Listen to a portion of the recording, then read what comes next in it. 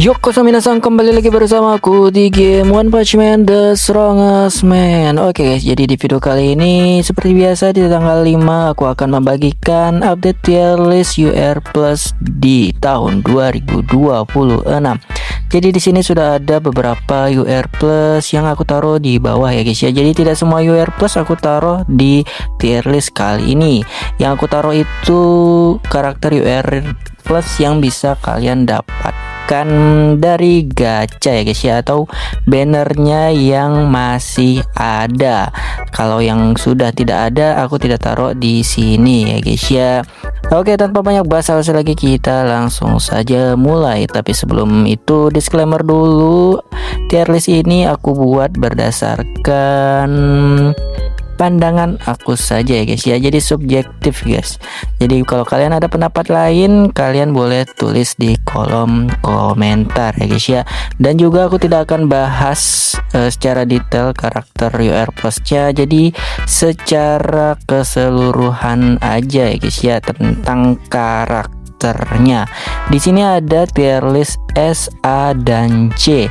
S itu wajib kalian ambil, sementara A boleh kalian ambil. Kalau kalian ambil akan ada nilai plus di tim kalian.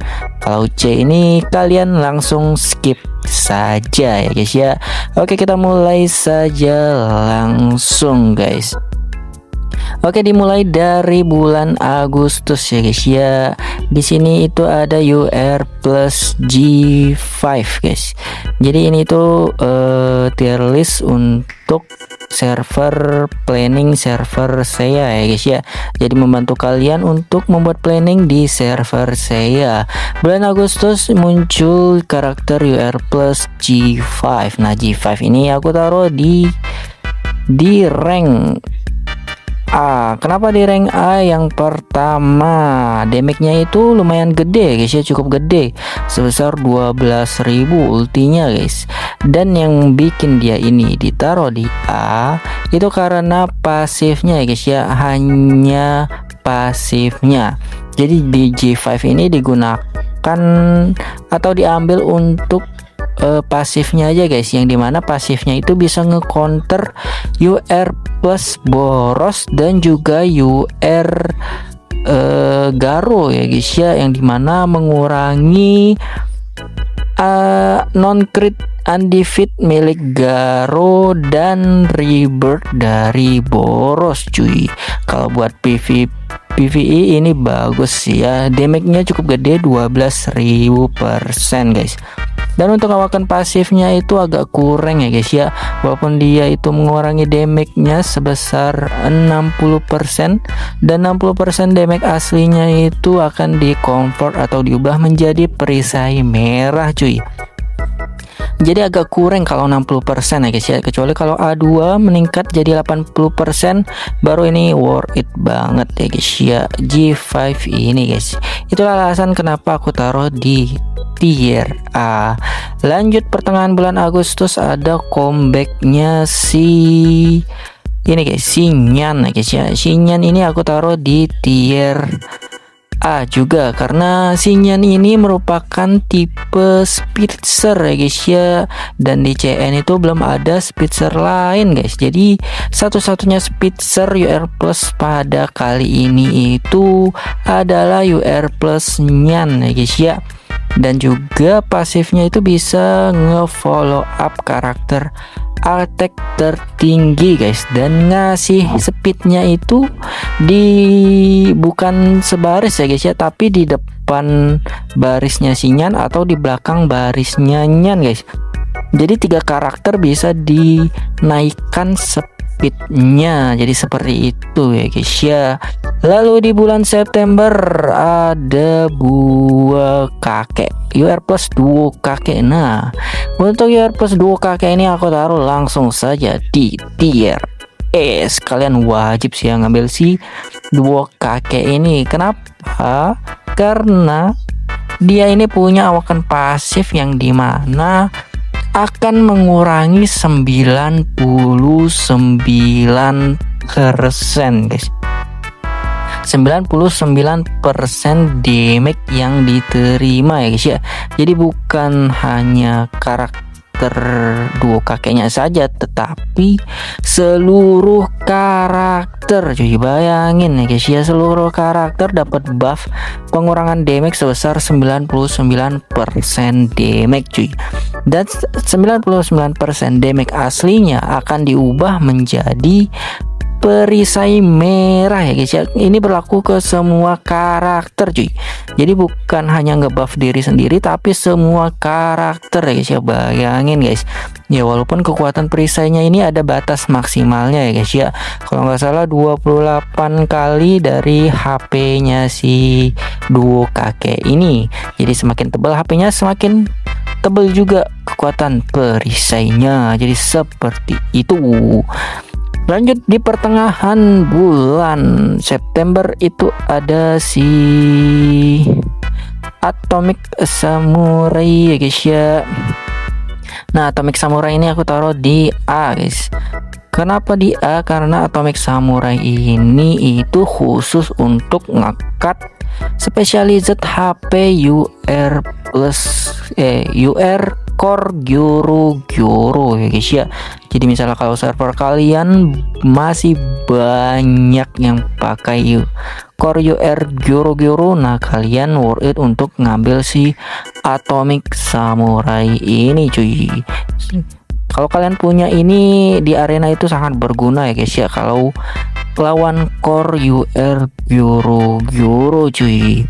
Oke, kita lanjut yaitu bulan Oktober. Nah, bulan Oktober itu muncul Rover ya guys ya. Nah, untuk Rover ini aku taruh langsung saja di tier S cuy. Kenapa? Yang pertama, damage-nya dari ultinya itu gede ya guys ya, lumayan gede guys. Dan damage-nya AOE ya guys ya. Dan juga damage-nya itu bisa ngasih debuff dot ya guys ya, dot yang kuning-kuning itu loh. Dan damage dotnya itu gede juga guys, 5000% kalau nggak salah ya guys ya. Dan yang paling penting itu adalah awaken pasifnya ya guys ya, yang dimana dia ini bisa bukan rebirth sih, bisa balik ke arena ya guys ya, atau ke pertandingan cuy. Dan bukan hanya dianya saja, tapi juga bisa menghidupkan dua karakter di baris yang sama. Misal si Pochi ini ditaruh di tengah ya guys ya. Nah, ketika Pochinya ini mati, lalu baris atas dan baris bawahnya ini juga mati, lalu ketika si Rovernya ini hidup kembali, dua karakter yang ada di atas dan bawahnya itu akan hidup kembali ya guys ya. Gila cuy. Jadi ini OP parah ya guys ya, awaken pasifnya cuy. Dan juga pasifnya itu punya damage reduction ya guys ya.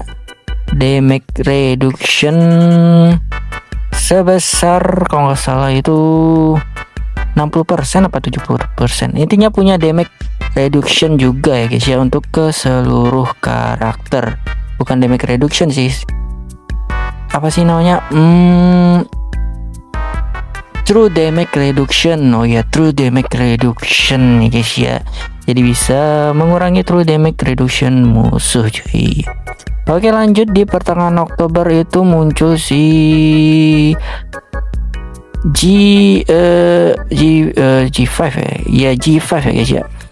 Pertengahan Oktober itu muncul G5. Nah, G5 masih di tier A guys ya, tidak turun dan juga tidak naik cuy. Oke, lanjut yaitu di bulan November. Oke.